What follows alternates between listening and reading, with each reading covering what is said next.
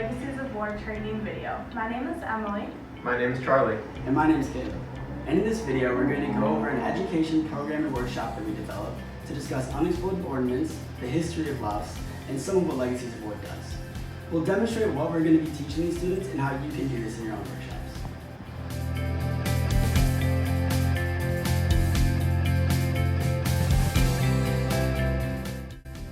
Hi. In this presentation, we're going to talk about who we are, what we do, and what we're going to teach and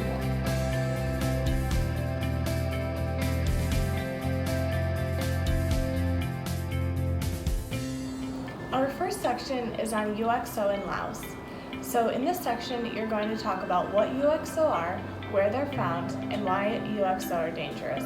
So you'll want to start with a discussion. You can ask the kids questions such as, have you been to Laos, or do you know what UXO are? UXO stands for unexploded ordnance. They're bombs that did not explode when they hit the ground. UXO are so dangerous because they can be found anywhere. They're often in fields, farmland, near schools or people's villages, so a lot of children accidentally step on UXO or accidentally pick them up. But lastly, you'll want to show the kids pictures of people who have been injured by UXO, and they can see how harmful UXO are. Now, we're going to go on to round one of a game that goes throughout the whole presentation. Welcome to our UXO simulation game. The goal of this game is for teams to cross from the top to the bottom without encountering UXO, and to be the first team to make it to the other end of the field. The game is split into different rounds. Each round, every team will have the chance to move to any adjacent square, even diagonally. If UXO is encountered, it functions as an end of turn and the team can't move from their position. Encountered UXO is not removed from the game board. The game's rules will be updated as the presentation goes on to help apply the lessons learned by the audience in each section of the presentation. Welcome to round one of our game. In this round, players and teams can choose from any position in row one to act at their starting position for the rest of the game. If a team declares that they want to go into C1, then the first thing that needs to happen is we need to uncover what's there. Since there's no UXO, the team will move there. However, UXO can be encountered in the first row. For example, if a team declared that they were going to E1, they would find that there's UXO there. Unfortunately, this means that the team will not be able to place for this turn, and will have to pick their starting position in round two.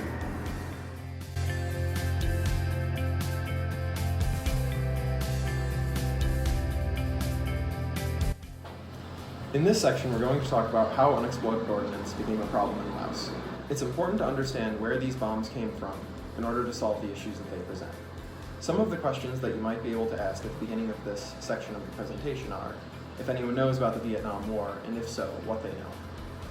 In this slide, we're going to give just a little bit of background about the Vietnam War and how that war drew the U.S. into a conflict in Laos. The emphasis for this slide will be about the illegality of the conflict in Laos and how the U.S. government tried to hide what they were doing there. This next slide is going to talk about cluster bombs specifically and how they contributed to the UXO problem in Laos. The emphasis on this slide is going to be about the 30% of cluster bombs which didn't explode on contact, leaving 30% of Laos still unsafe as a result of UXO. This slide is going to talk about one of the worst crimes perpetrated by the American bombing campaign, which was the establishment of a free drop zone in northeastern Laos. The emphasis here is really talking about the illegality and inhumanity of the American bombing campaign and how it hurt a lot of innocent people. We're also going to talk about how this was an arbitrary decision and ended up putting a lot of people at risk while giving almost no benefit to the United States. This final slide is going to emphasize how difficult life was under the air war. We're also going to talk about how many people fled to the capital to avoid the dangers perpetuated by the conflict there. And then finally, we're going to talk about the drawings that were done by refugees who had fled to the capital and how those drawings became very important for Legacies early on. And now we're going to move on to round two of our game. Welcome to round two. The purpose of this round is to simulate how difficult life and movement was under the air war. In order to do that, we're going to ask all the teams a question, which they have to answer correctly in order to move. If teams do not answer the question correctly, then they have to stay in place. However, if a team does answer a question correctly, then they can choose to move to any adjacent square. However, if they encounter UXO, the same rules apply as before. They must stay in place. For example, you could ask a team how many tons of bombs were dropped during the air war, and if they correctly answer that 2 million tons were dropped, the team can choose a different square to move to.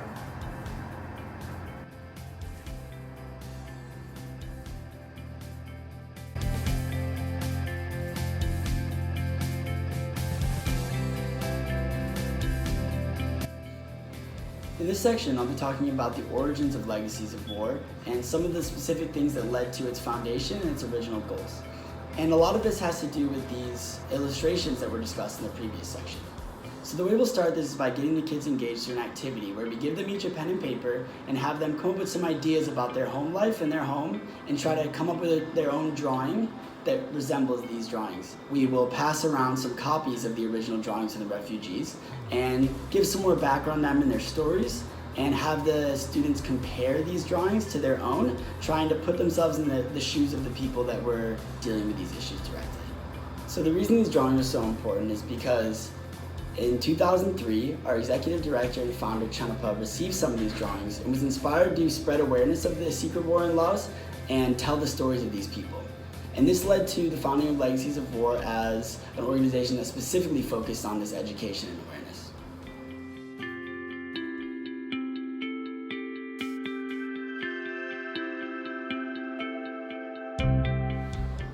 This next section is about solving the problems presented by UXO. You can start with a discussion. You could ask the kids what they think the process is for removing UXO and if it's difficult or hard. Unfortunately, clearing UXO is very difficult. It can only be done with handheld detectors because the ground isn't suitable for larger machines or the UXO are too small to be found with large equipment. So this takes a lot of time and effort and is very expensive. The Lao government does not have all the funds to do the demining on their own. And in the past 40 years, only 1 million of the 80 million UXO have been cleared. The emphasis for this slide is the 12,000 UXO survivors in Laos. So you can talk about how these survivors need medical supplies, but how these supplies can be very hard to get. This next slide is about organizations that are trying to solve the UXO problem. Some examples are the Halo Trust, the Mines Advisory Group, and World Education Laos. And now we're going to move on to round 3 of our game. Welcome to round 3 of our game. Before teams move in this round, they'll have the opportunity to clear a section of the board to represent early UXO clearance removal operations. For example, I could say that I wanted square D3 cleared. But 2 random squares are also cleared to show how ineffective and not coordinated UXO removal was at this time. So now this UXO has been cleared, and it is safe to move into this space. After the clearance phase, teams get their 1 move.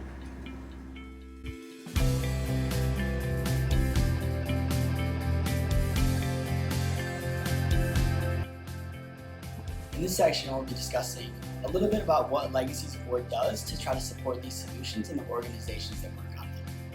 So we'll start this by having a discussion with students about what they might know that Legacies of War does or things that they might think that we could do to try to support these solutions.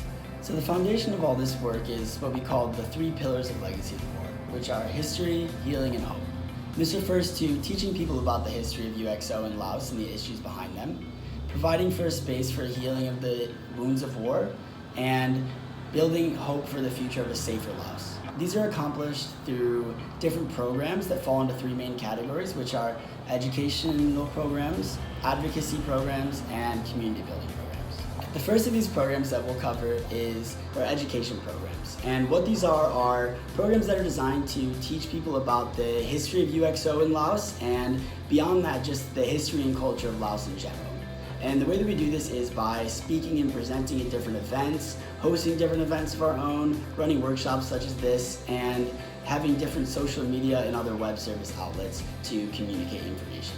The reason this is so important for solving these issues and providing for the solutions that we're looking for is that a lot of people don't know anything about Laos or UXOs or the secret war. And if people don't know about these issues, it's really difficult to try to get support to solve them. So teaching about this history is really a part of getting support to try to solve these issues. So next we'll be talking about our advocacy programs, and what this is are different programs that we have to work with the government specifically, but other organizations as well, to try to show them the needs of the people in Laos and the need to solve these issues, and try to get them to offer things like funding and support to solve them. The big way we do this is by working with the US Congress to try to get funding and laws passed that can be used toward the demining efforts and prevent the use of these mines in the future. And the reason this is so important is because, as we discussed before, these demining programs are very expensive and difficult, and without outside funding, Laos cannot solve them on their own. And the last set of programs we have are our community building programs. And the purpose of these are trying to build up the Lao community and create connections between Lao people centered around their heritage and culture. The methods and ways that we do this are by hosting different events, dinners, galas, and things like that to try to connect Lao people specifically around their history, a lot of times with things like food and dancing and art, and try to build up their community engagement this way. And the reason this is so important is because when people are more invested in the Lao community and connected to each other, they're more active in showing their support for the clearance of UXOs and the helping of the victims. Next, we will move on to the fourth round of our game. Welcome to round 4 of our game. In this round, we'll be simulating Legacies of War support for crossing the border. Now, in order to see if Legacies was effective in educating people about UXO, you need to answer a question, and your movement and future UXO removal operations will be determined by if you answer the question correctly or incorrectly. So if I answer the question correctly, I can choose 3 squares that I would like to be cleared. So I would like to clear squares C4, C5, and D6. And now I can choose to move ahead 1 square. If any UXO were encountered in those squares, it would be cleared as well, and it would be safe to move there too. In addition to this upgraded removal, players and teams will also get 1 do-over.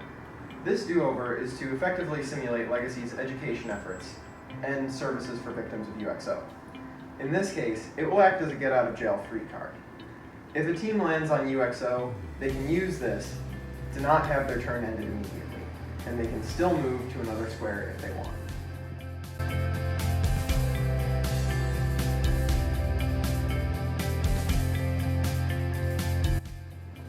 In this section, we're going to talk about some of the progress that's been made in the issue of UXO.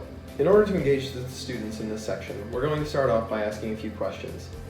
For example, do any of them know what Legacies has accomplished so far? Or, just generally, what has been accomplished in the issue of UXO in Laos? If not, what sort of things do you think we've accomplished? And how have we accomplished them? Also, a point of emphasis on this slide will be that there's still much more to do. This slide is all about the recent change in government support for the issue of UXO in Laos. There are 2 points of emphasis on this slide. First, President Obama's historic visit in 2016 to Laos. He was the first president to visit the country. The second is that there was a massive funding increase for the issue of UXO in Laos following President Obama's visit. He committed $90 million over 3 years to the issue, and US funding has gone a long way in resolving the issues posed by UXO. This slide focuses on the work which Legacies does, which is not directly related to UXO removal. For example, Legacies has embarked on an education campaign to teach people the dangers of UXO. In addition, Legacies has also pushed for more funding for the survivors of UXO, of which there are more than 12,000 in Laos today. While there has been a lot of progress on the issue of UXO in Laos, there is still much more work to be done. Some of Legacy's goals for the future include maintaining a Laotian voice in U.S. government and ensuring their representation in future U.S. policy, continued U.S. government support for solutions to the UXO issue in Laos, and ultimately to decrease the number of casualties which happen yearly as a result of UXO in Laos to 0. The purpose of this slide is to show how easy it is to get involved with the solutions around UXO and the problems they pose. For example, the audience has already become involved because of their knowledge of the secret war and the issues that it perpetuates. We ask that everyone continue to talk about these issues even after this presentation is over. The most important aspect of this presentation is that people become educated about the issues posed by the secret war and the continuing issues of UXO in Laos. Only through more education can we get more support for solutions to these problems. And now we'll move on to our 5th and final round of the game. Welcome to round 5 in our game. Before movement starts in this round, we're going to simulate the increased UXO clearance operations following US government funding in 2016. In order to simulate this, we are going to allow players and teams to clear an entire row of the board. I would like to clear row 7.